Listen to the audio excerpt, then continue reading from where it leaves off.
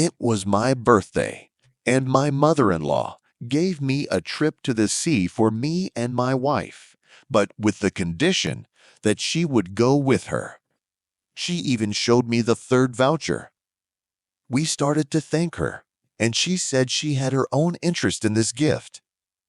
Turns out, she had just broken up with her boyfriend and needed a distraction, but she didn't want to go alone. She has always been full of surprises, and this was another example of her spontaneity. Despite the awkwardness of the situation, we couldn't help but admire her resilience and her ability to turn things around so quickly. My mother-in-law is one of a kind. Olivia, my wife, was born prematurely, and when you see them together, you'd think they were sisters. It's hard to tell which one is older. They share the same infectious laugh and youthful energy. Disappointed in love at a young age, my mother-in-law never married, but she changed men like gloves, and they were not ordinary men. They were always powerful, successful, and charming. She had a good career and now enjoyed her own pleasures, traveling, fine dining, and anything else she liked. A week before we left, Olivia returned from work and informed us that her seaside holiday was unfortunately canceled. Management had offered her the promotion she was looking forward to, but she had to travel to another city to finalize an important contract.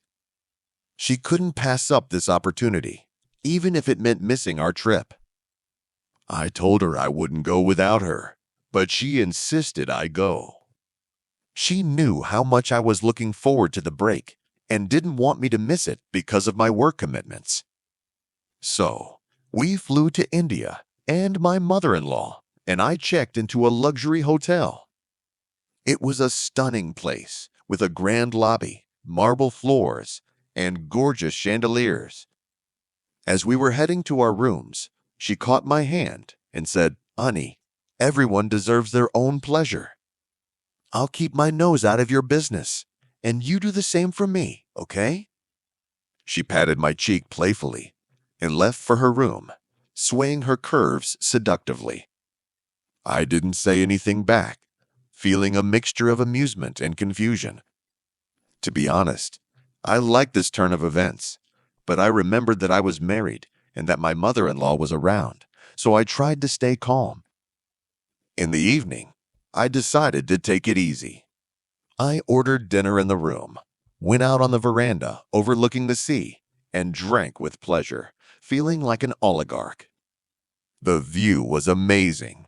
The moonlight reflected off the waves and the light breeze rustled the palm trees. There was a knock on the door. I thought it was room service and called out to them. But instead, it was my mother-in-law, Hannah, standing there with a bottle of whiskey in her hand, energetic, tanned, and absolutely stunning, her smile dazzling. She was wearing a flowing dress that emphasized her figure, and her hair was perfectly styled. Without waiting for an invitation, she elegantly sat down in the chair across from me. "Forgot about your poor relative, huh?" "Where's Olivia?" she teased. I knew she hated it when I addressed her too formally, but I couldn't resist pushing her buttons. "Oh, hush." She wrinkled her nose adorably. "Why are you sitting here alone? Where's your blonde mermaid?" I looked away, slightly embarrassed, and she laughed, patting me on the shoulder as if to comfort me. The rest of the evening went wonderfully. We talked a lot about all sorts of things.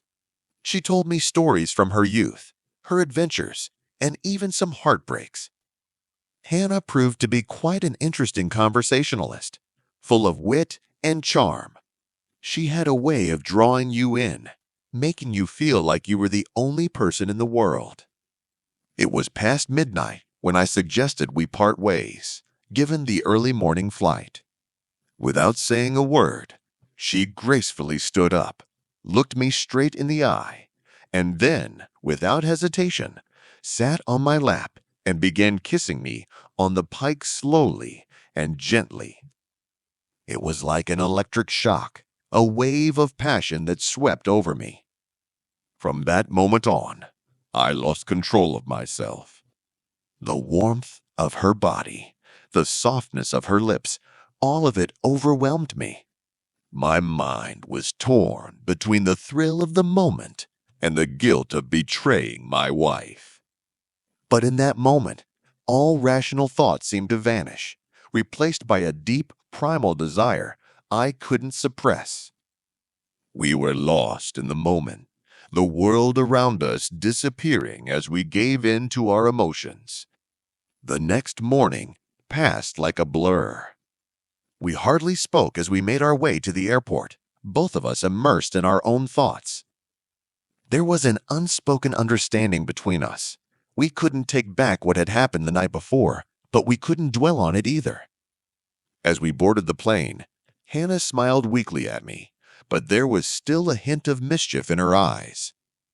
I couldn't help but wonder how this trip would affect our future relationship, whether it would be the start of something new or just a fleeting moment of passion